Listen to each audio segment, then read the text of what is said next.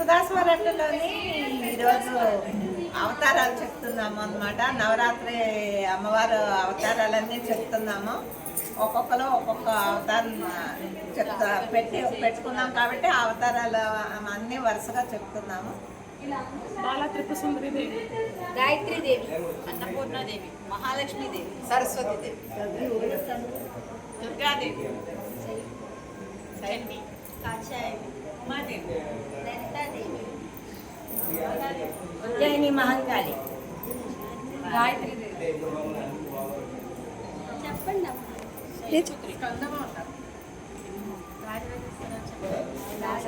Final final దేవి. జై దుర్గా భవాని. గట్టిగా చెప్పండి.